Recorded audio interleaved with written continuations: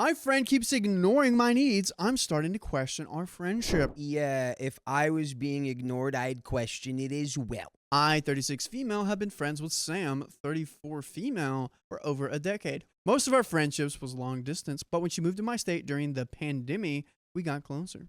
She also met my other best friend, Winnie, 38 female, who has honey, and 3 of us became inseparable. By the way, this comes from Throwaway Sad Race 55, and if you want to submit your own stories, please go to r/OKStorytime subreddit. So in 2022, Sam and I have been waiting over a year to see our favorite musician for my birthday. Days before the concert, my flight home from a work trip got canceled. No, I spent over $2,000 rebooking, lost pay, and endured 2 extra days of travel just to make it back in time. The only way home involved flying to an airport 5 hours away, renting a car, and driving straight home. Halfway through the 5-hour drive, my rental overheated.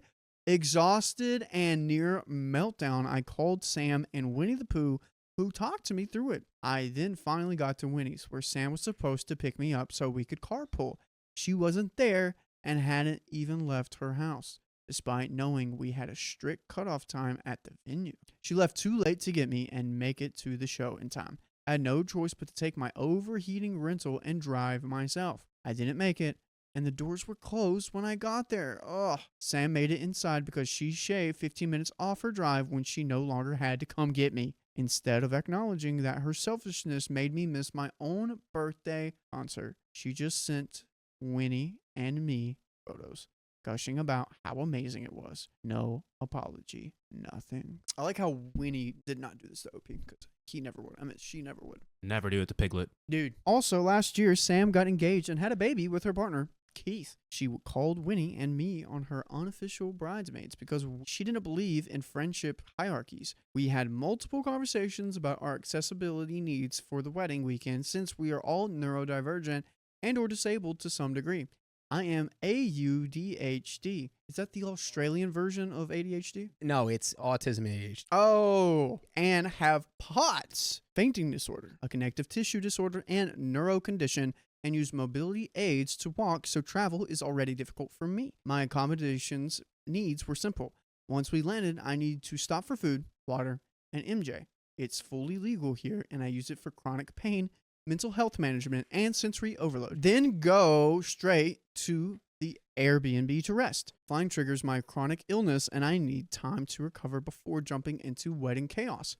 Half of the wedding guests and family friends were stoners anyways, so this wasn't some weird or unreasonable request, just a basic need. When we landed, Sam completely ignored me and clung to Winnie, sobbing about how she missed her and her honey. Then turned to me, gave a half hug, and said, "Hey, that was it." After I stopped inside a dispensary, Sam dragged us on a last-minute wedding errand for hours while I was dehydrated and running on fumes, repeatedly ignoring my request to stop for food or water. I literally kept losing consciousness in her car because my sodium and fluid levels were low. Oh my God. We didn't get to the Airbnb until after 2 a.m. That's a lot for anyone. Holy cow. Over 8 hours after we landed, and we never ended up stopping for food or water for me, and just gross tacos from a 24-hour joint. And instead of going to bed once we got to the Airbnb, Winnie and I had to stay up until 4 a.m. helping Sam with last-minute preparations. It sounds like your friend is like, oh, if we just pretend OP doesn't have like an entire laundry list of medical conditions, like maybe they'll go away. Which is not how that works. The next morning, still exhausted, we had another grueling late start to the venue. The bridal suite we got was unheated shack half a mile from the ceremony site. I fought the venue staff for an upgrade because Sam's baby was literally shivering, earning her a free 1,200 mini mansion upgrade. No one thanked me. What is this place? They put you in a shack with no insulation? What? I mean, it's Australia, dude. It's crazy. As we got ready, Sam asked if anyone had lotion. I always carry an unscented one because Sam and I both have histamine issues due to an autoimmune problems. I handed it to her, reassuring her it was safe. A few minutes later, she smiled, accusing me of giving her retinol, which would give her hives. I tried to reassure her it didn't have retinols or fragrance, but she was so insistent that Winnie had to calm her down by washing her face. I was already mentally drained, so I stepped outside to cry, eat a snack, smoke to avoid full autistic meltdown. I also had previously agreed to take Sam's getting ready photos since she didn't want the hired photographer seeing her undressed. Once I felt better, I went back in, bouncing, taking photos, helping where I could, getting myself ready, helping coordinate with the hired photographers, and watching Sam's baby. I reminded Sam to let me know when she was about to put her dress on so I could capture it. No one came to get me. By the time I realized she was fully dressed, I missed the one moment I was specifically asked to document. Winnie and the other unofficial bridesmaids was there. I wasn't. Later, Sam asked me to grab Keith's wedding ring.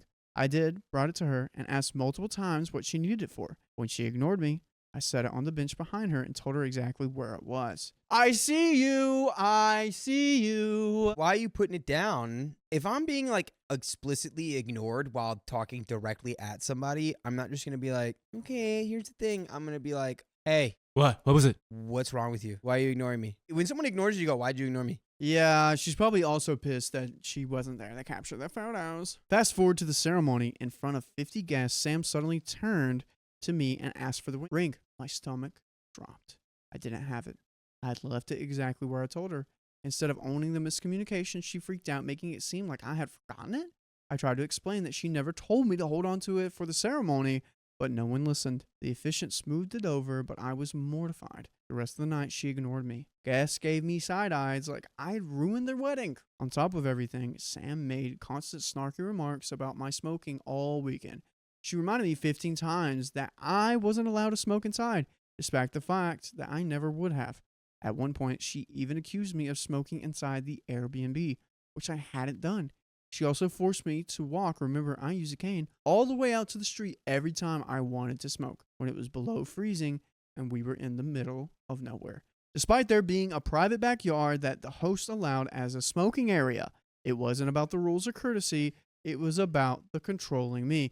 Dude, this Bridezilla just needed a villain, and guess what, Sam? She picked you. At this point, I'm just like, I'd like to see what you do if I go out to the smoking area and do that. I'd love to see what happens there. What are you going to do about it? Dude, that felt like a threat. Are you going to drag me out to the front? I'd like to see you try. I don't know. At this point, I would say it's almost a disability. You have so many things that affect you. Like, it literally impacts you every day. Like, you know, it's a disability. Like, I'm not down talking to you or anything. I'm just being real. So, yeah, I'd love to see her, like, try to manhandle you out of the area designated for you to be at when you do that. And then explain herself. What is she on, dude? This is insane. This is wild. The next day, after spending all day exploring the town, we drove to Sam and Keith's house to hang out and spend the night. Keith left for pizza, so I went outside to smoke the rest of my MJ since I couldn't bring it home. Besides, I barely had a chance to smoke at all because Sam made me feel so bad about it every time. When I came back in after airing myself out, Sam wrinkled her nose. You need to sit in the kitchen away from us. Keith's gonna be pissed if he smells you. Before I could respond, Winnie chimed in. I asked Keith earlier if he cared, and he said he didn't. Sam doubled down. Well, he's lying. He's just non-confrontational. We're not talking about tobacco. We're talking about medicinal. This is not for tobacco. This is for what OP is essentially using as medicine. Because again, all of the health problems they have. She then dragged me into the bathroom and forced me to douse myself in her perfume before she would allow me to sit back down with everyone. And the punter, Keith, confirmed he didn't care. It was just her. Keep in mind, I was smoking a dab pen. They barely leave any smell. Oh, yeah, that's so different. She's lying. When she goes like this, that was a lie, because there's no way that left any scent on you. The next morning at the airport, Sam clung to Winnie, sobbing, calling her the best maid of honor.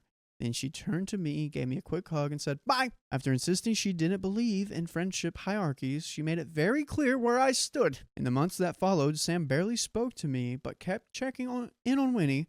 I also found out they talk on the phone regularly, yet no one ever calls me. The final straw was when Winnie got locked out on her second-story balcony a few weeks ago in the middle of the night in below freezing temps. She messaged our group chat immediately, and instead of calling the fire department like I told her to ASAP, Sam called her, convinced her not to call for help, and instead made Winnie sit in the cold for 2 hours while Sam argued with the maintenance on the phone, and she didn't update me for over 2 hours. I thought the worst was happening and was 2 minutes away from calling 911 to have them check in on Winnie. For context, my partner is a retired firefighter. Then a couple of weeks ago, I got a call from my dermatologist. They found a mole that might be cancerous. I sent a message to the group chat, scared. Sam read it, never responded. Girl, I don't think these guys are your friends. I don't think these guys care about you. I mean, it wasn't me, but when my mom got sick and I knew certain people knew about it, I also kept it pretty close to the vest, but like I knew that some people knew about it and like didn't say anything or reach out to me at all. I was like, okay, not my friend. Don't care about you. Yeah, hopefully OP gets there. We have a little bit left, but hopefully you will respond after the story by going to your favorite podcast platform, searching up OK Storytime, and boom, there will be crazy stories just as this one. Dakota, have we hit the line where we're not considering them friends at all? Yeah, I mean, clearly. There's a delicate social dance that happens in a group of people. Like, we can acknowledge that. But I do believe it's like, in this case, right, there's like the area designated for schmirking. And, you know, she's being like, oh, you have to go out front. I'd be like, no, I don't. I literally don't. I'm going to go out here. I've already talked to Keith. I've talked to everybody I need to talk to about this. I don't need your permission. I'm an adult. And do that. You know, at this point, I'm being a little cheeky, but it's like, you have a cane, you have all these problems. I lean into being like the make me. You need to become a make me kind of person. Not like a, okay, but like, I'd like to see you make me do that. That's the kind of person you need to be right now. Beyond that, yeah, move forward away from these people. Find people who support you despite, you know, because it's like, it's difficult to have this many medical conditions. You need to be around people who like don't think less of you for that or like refuse to support you through that. Friends are considerate of each other's needs, bottom line. Even it's like a simple text. I know people get busy, but a text takes 5 minutes of your day. But yes, and that's all I have to say about that. We gotta finish the story. 2 weeks later, she still hasn't acknowledged it, but she's still chatting away about random things, complaining about her ex and completely ignoring that I am terrified about a positive cancer diagnosis. I've tried talking to her, but she keeps insisting we're fine. I know being autistic can make me miss social cues, but I also give people the benefit of the doubt. I miss my friend. Girl, we need to find you some new friends, because like friends would not do this. Maybe it was a friend, but not anymore. It's hard to not use the nostalgia glasses. It's like if you've been friends with somebody for a while and it's like you can think, well, it used to be this way and it used to be great, but it's like you got to base it on that updated resume. What's been going on recently? Yeah, sure, you did this. Sure, you were a great friend then. Have you been a great friend recently? Your friendship resume, what does it look like right now? You got to make decisions and move based on that, not the past. Yeah, these definitely don't have your best interest in mind. And guys, that is the end of that story.